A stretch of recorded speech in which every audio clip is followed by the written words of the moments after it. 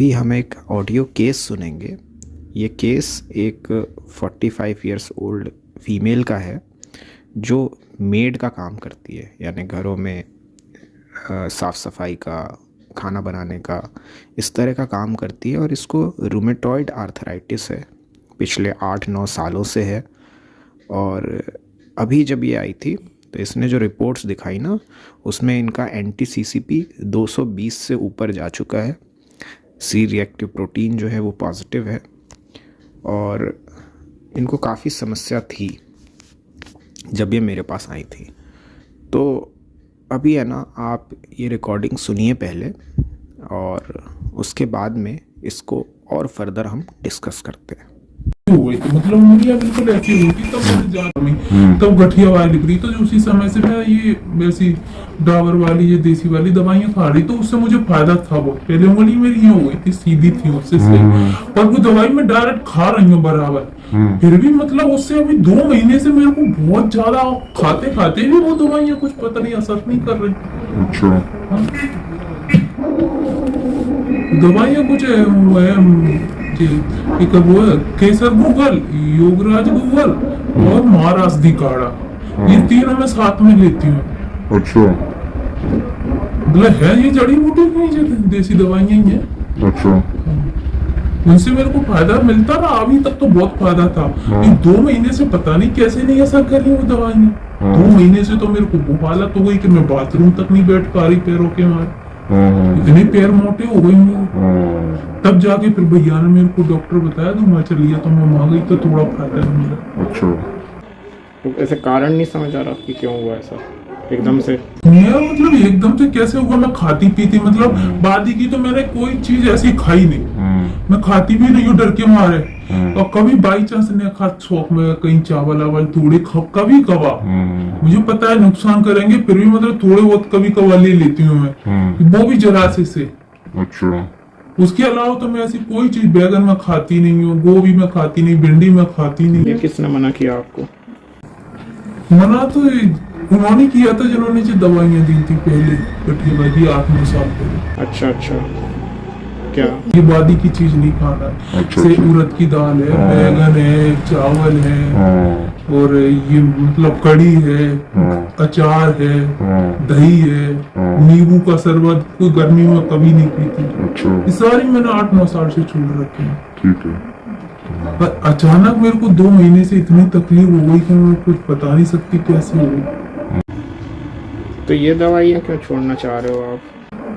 छोड़ना नहीं चाह रही, अभी तो मेरे को कम देर हर महीने तो खानी पड़ेंगी। फिर भाभी ने ये कहा कि तू मतलब हमेशा ये दवाइयां नहीं खा सकती, हमेशा खाएगी तो तेरे किडनी पे असर पड़ेगा इनसे, अच्छा। दवाइयों से। पर होता है क्या ऐसा, मैं तो जानती नहीं, जानती होंगी पैसे वाली हैं तो कह रही इनसे शायद किडनी पे असर पड़ सकता है, दर्द की ज्यादा दवाइयां ना खानी चाहिए जी, मतलब मेडिकल वाली। अच्छा, कि ज्यादा नहीं खानी चाहिए, तो तू इनको दिखा ले, कोई ऐसी दवाई जो दे, ये तेरे को नुकसान नहीं करेंगी, जो मेडिकल वाली नुकसान करेंगी। तो अब उनको जानकारी है तो वो बताया उन्होंने कल मंगाई मेरे से रिपोर्ट है सबरी के लेके, यार तू कल तो आपकी दुकान नहीं खुली थी। अच्छा। तो उन्हीं के रखी थी कल से, कह रही कि अभी दिखाया तो चलिए, अभी तो खुली हो, मैं खाना बना के नहीं से आ रही हूँ। तो आपको क्या लगता है क्यों हो रहा है ये ऐसा? पहले मेरे को कभी नहीं हुआ ऐसा।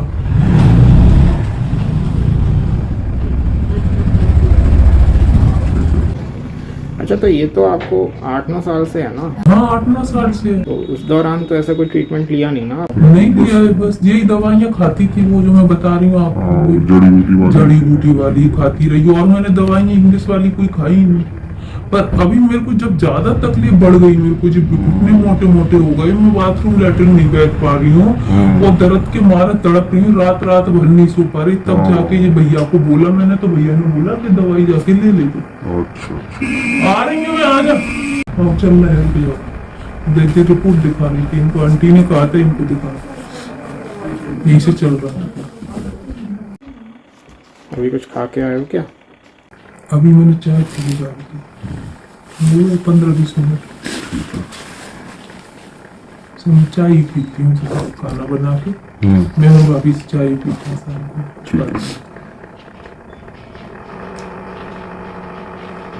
तो मतलब वैसे तो इन दवाइयों से आराम है, हाँ आराम है। पर ये आप सोच रहे हो कि कुछ ऐसा मिल जाए। ना सूजन ना आए, सूजन ना आए और आगे के लिए बढ़े ना एकदम से, मतलब आराम रहे मेरे को। नहीं मतलब जैसे होम्योपैथी से भी थोड़ा सहारा मिल जाए, ऐसा ही चाह रहे हो ना, यही तो चाह रहे हो। और क्या, मतलब सूजन वूजन आ जाती है एकदम से, मैं बहुत ज्यादा परेशान हो जाती हूँ, ये ना हो बस। तो थोड़ी दवा तो अभी चलेगी इसकी आपकी, समझ रहे हो।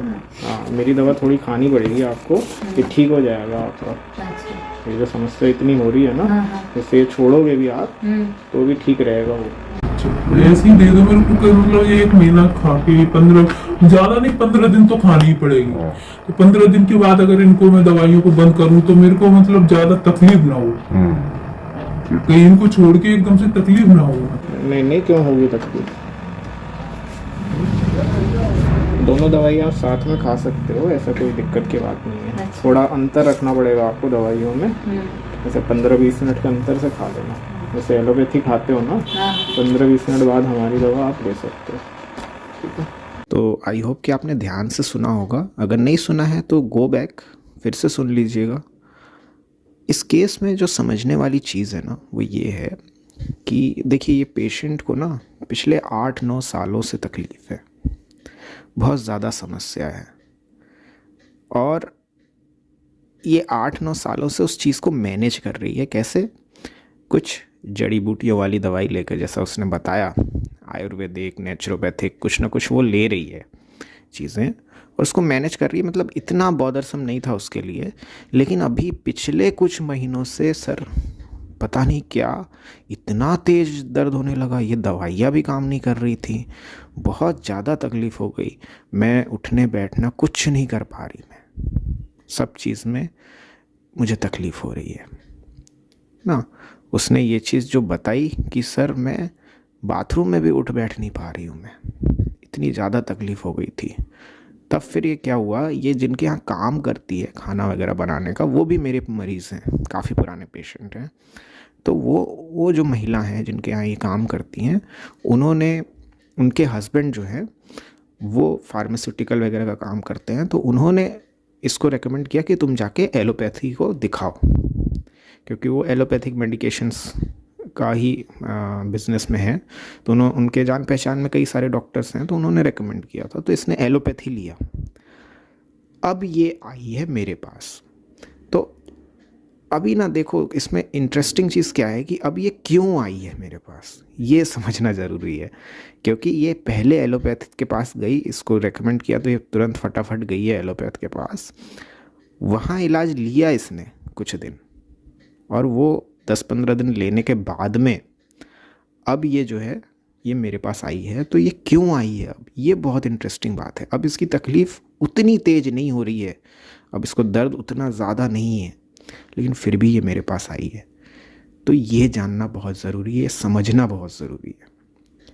तो अब ये जो मेरे पास आई है ना, ये आई है जैसा कि आपने सुना कि जब ये दवाइयाँ मैं छोड़ूंगी तो इससे ज़्यादा तकलीफ़ ना हो छोड़ने के बाद में, और उतना तेज़ पेन ना हो, और साथ ही साथ में ये जो दवाइयाँ है, ये ऐसा मैंने सुना है कि किडनी ख़राब करती है, नुकसान करती हैं, ऐसा मैंने सुना है। ऐसा होता है क्या सर? मुझसे जानना चाहती है ये। तो इसीलिए मैं सोच रही हूँ कि लंबे समय तक जो है इस दवाइयों को ना खाऊं, यानी एलोपैथी को ना लूं। तो ये मेरे पास किस लिए आई है, क्या कह रही है मुझसे कि सर मतलब आप अपनी दवाई भी शुरू कर दो। तो देखो क्या है, ये अब एक्चुअल में इसको सिर्फ एक सहारे की ज़रूरत है। मैंने इसलिए वो चीज़ कंफर्म किया कि मतलब आप थोड़ा सा सहारा चाहते हो ना। उसने बोला हाँ सर हाँ, मतलब इसका पेन वेन मैनेज हो गया जो इतनी सीवियर तकलीफ़ थी, लेकिन अब ये इसलिए आई है, इस फीलिंग के लिए आई है कि अब जब ये दवाइयों को मैं छोड़ती हूँ तो इसको बहुत ज़्यादा दिक्कत ना हो मेरे को, है ना। तो वो जो फियर सफरिंग है, फिर से वही तेज़ पीड़ा, उतनी तेज़ परेशानी, ये चीज़ें ना हो। मुझे बताया कि लोगों ने कि इसको लंबे समय तक लूँगी एलोपैथी तो ये नुकसान करेगी, प्रॉब्लम करेगी, है ना। तो मतलब दूसरों की बातों पर इसने ये यकीन करती है।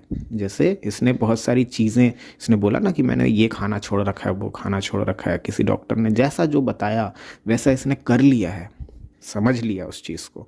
This is the superstitious nature. और उन्होंने बोला कि अब आप होम्योपैथी ले लो, आपको ये बहुत ज़्यादा दिन तक लोगे तो प्रॉब्लम बढ़ सकती है, कोई और दिक्कत हो सकती है। तो फिर ये आ गई है अब, और आके क्या कह रही है कि हाँ आप भी कुछ ऐसा दे दो। तो this is the shrinking ad for. और ये सबको लगाकर, और पेशेंट का जो टोन है, अगर आपने सुना होगा ना कि पेशेंट बहुत ज़्यादा कि अरे पता नहीं सर क्या हुआ था, एकदम से तेज़ दर्द, ये इतने सालों तक तो कुछ भी नहीं था। तो इतने सालों तक वो मैनेज हो रहा था, है ना, पर अब बहुत ज़्यादा बढ़ गया। This is the anxiety dark, और ये स्ट्रामोनियम है। तो इसको स्ट्रामोनियम 30 का सिंगल डोज दिया था और विथ एसएल। और ये पेशेंट ने जब एलोपैथी छोड़ा उसके बाद भी इनको इतनी दिक्कत नहीं हुई। पेशेंट ने ट्रीटमेंट फिर जो है वो कंटिन्यू किया। एंटी-सीसीपी के लेवल्स जो है वो नीचे आए और तकलीफ़ें काफ़ी हद तक ठीक रही इनकी। एलोपैथी छोड़ने के बाद भी ये अपना रेगुलर जो भी मेड वगैरह का काम है वो बड़े आराम से फिर करती थी ये। तो आई होप कि आपको इंटरेस्टिंग लगा होगा। ऑडियो रिकॉर्डिंग सुनाने का मेन पर्पस जो है वो यही था कि कई बार वर्बेटिम में चीज़ें समझ नहीं आती, जैसे कि हम पेशेंट का डिस्क्रिप्शन समझाते हैं नॉर्मल वीडियोस में। तो इसमें ये है कि जब आप ऑडियो रिकॉर्डिंग सुनते हैं तो बहुत सारी चीज़ें क्लियर होती है कि पेशेंट एक्चुअली क्लिनिक पर किस तरह से बात करता है। तो आई होप कि आपको अच्छा लगा होगा और इस तरह के वीडियोस आते रहेंगे। ये इसको शेयर करिए, अगर पसंद आता है तो लाइक करें। आपके सवाल सुझाव जो भी हों कमेंट सेक्शन में लिखें। Till next time, thanks a lot and good bye.